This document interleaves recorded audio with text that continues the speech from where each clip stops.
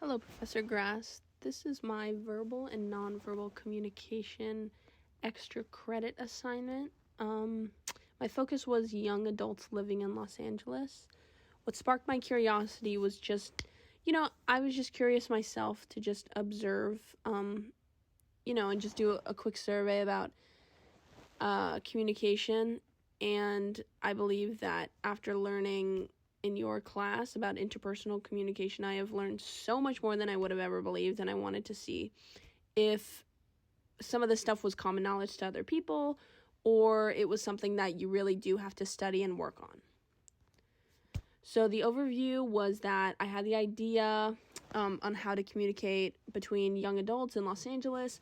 I posted 10 questions through a link on my Instagram story. I left this up for about 24 hours. I didn't send it to anyone specifically. All I did was I need 20 to 50 people to respond to my survey. I don't believe that is any, I don't think that creates any bias or anything. I have 700 plus followers. My Instagram is completely public, so I wanted to create no survey mishaps or bias. I used Google Forms to conduct this survey, so I'll be showing you screenshots and we could go over the different results per each question.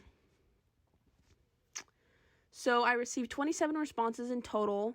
Some questions are, range from 25 to 27, but in total 27 people clicked on the link, and most of the questions had 27 responses. After analyzing it, I kind of got a couple of people who DM'd me after, direct messaged me on Instagram, and, were like, okay, I'm going to take it. Thank you so much. So I'm assuming that the ages are between 16 and 21. All of the names remained anonymous. There was no need for any emails being put in, first name, last name, nothing. I wanted to keep it completely anonymous. I just wanted to use this because it is the easiest way to collect data. So question number 1. What is your most used nonverbal form of communication? I thought that this was important. I felt that it was something good to survey on because I was really curious about what people were to say. So for A, we have hand gestures, B, facial expressions, C, eye contact, and D, touch. So the majority was 63% facial expressions.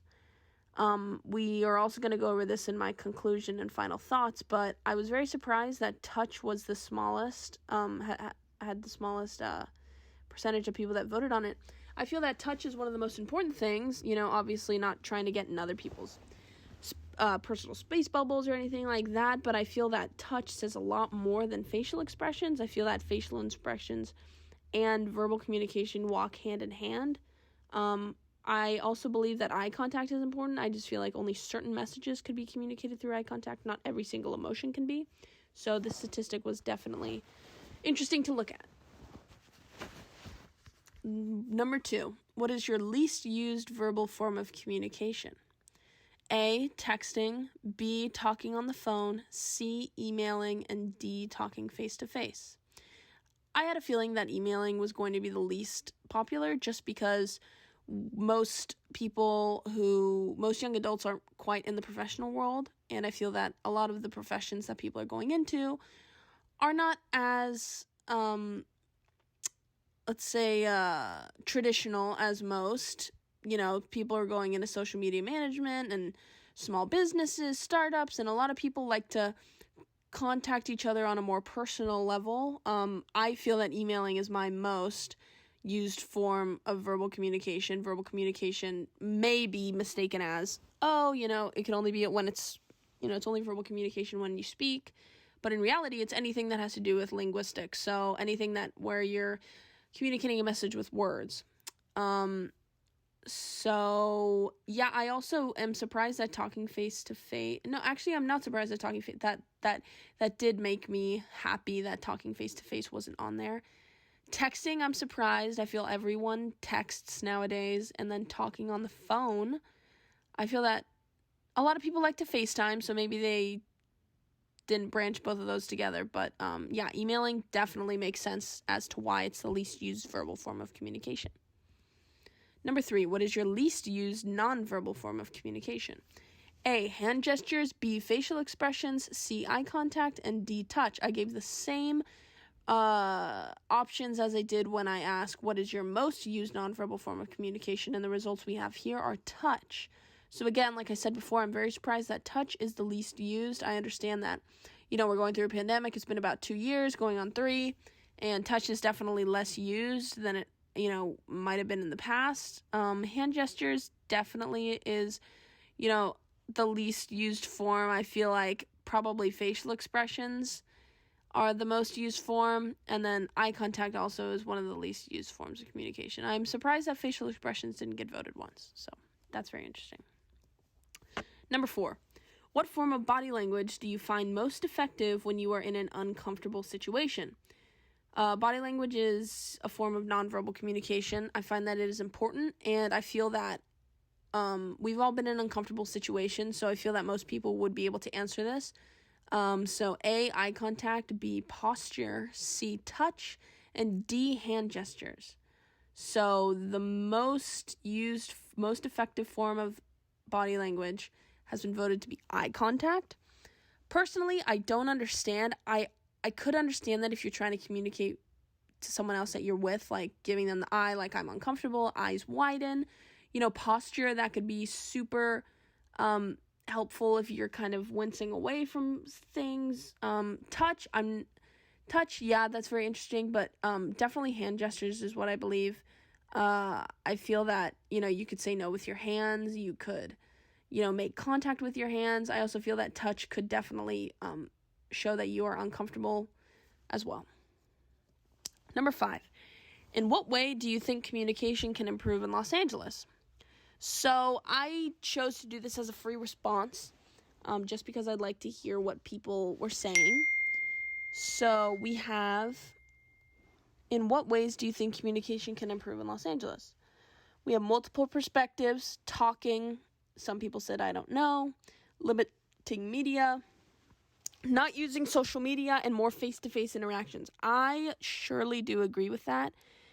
I think that, the government can't quite regulate anything when it comes to social media, but I do believe that if social media was a bit regulated and, people had the mutual agreement about that, we could definitely have more face-to-face interactions. I also believe that talking to your neighbors is important, and I also really agree with teaching ASL in school instead of cursive. I know cursive is beautiful, but I feel like ASL is a bit more inclusive. I feel that whoever said that is very sensitive to the community, and I believe that it would be super important to incorporate ASL in elementary schools instead of cursive. Number 6, paralanguage is a form of communication through nonverbal sounds. Which do you believe is most effective? Number 1 in this question kind of has a couple parts. I wanted to see if people understood what paralanguage means. I gave a little bit of a description within the question. And then also the knowledge of nonverbal sounds, and also to see which is the most effective. So this one was pretty even throughout. So a form of communication through nonverbal sounds. Which do you believe is most effective? A, pitch, B, volume, C, voice quality, and D, speed or rate of the speech. So our most voted was voice quality. So people believe that if you speak clearly, it is easier to effectively communicate your message to another individual. I also agree with pitch. You can't speak quietly, especially things such, when you're ordering food or you're talking to someone across from a counter, and especially nowadays behind masks. Pitch is very, very important. It shows a lot through tone and emotion. Pitch is very important. I also feel that volume is important, and then speed of speech. You can't talk fast, or you can't talk too slow, or people are going to be less interested or not understand you completely. Sorry about that. Number 7, what dialect are you familiar with that is spoken in Los Angeles? This doesn't have to be the actual correct name, just a description, free response. So dialect is something where it's a language, that's already spoken, and it's just a different version of it. So there are different dialects of Chinese, Mandarin and Cantonese, and there are different, Jamaican, there's a dialect there, as, you're speaking English, but it has a mix of African languages. It's a melting pot of slang, languages, and all of that. So some people thought they were funny, but I also believe that this was a good question to ask because not many people understand what dialect actually is. So we got, the best one is probably the Valley voice, Valley Girl. We have Valley Girl, surfer, slang. We have customer service voice. We have questioning where the voice raises at the end. I think they might have been talking about pitch or inflection. No idea what that means, or maybe I do. A lot of the no, yeah, no, yeah stuff, and a lot of the usage of the word like. So we have a couple Spanish, I would say, like Spanglish is something that is definitely seen in LA. I also feel like people, in gangs, I just feel like California and Los Angeles as a whole is a melting pot, so a lot of dialects are shown in the city. Number 8, do you use slang in your everyday verbal communications? A, yes. B, no. Obviously, yes, 100%. Everyone in California uses slang. Everyone at this age uses slang. I anticipated that reaction. Number 9, what is the difference between verbal and nonverbal communication? So I did give them a couple of questions that might have sparked, their memory and, kind of remembering and understanding through the answers that I gave what verbal and nonverbal communication is. So I have A, verbal communication is with your hands and nonverbal communication is by texting. B, verbal communication uses a single channel of communication and nonverbal communication uses multiple. C, verbal communication is waving hi to your mom from across the room. D, none of these options are correct. So we have the verbal communication uses a single channel. I anticipated that just because it was the best used language. People kind of assume that that's the right answer, but I don't believe that people actually understand the difference if we phrase that question a bit differently. So none of these options are correct. A bunch of people chose D actually. And then A, a lot of people chose verbal communication is with your hands and nonverbal communication is by texting. So that's what a lot of people, I feel, don't understand about nonverbal and verbal communication, that any type of verbal communication is the use of linguistics. So people, any way you are communicating a conversation or a language through text, writing, speech, anything like that, that is verbal communication.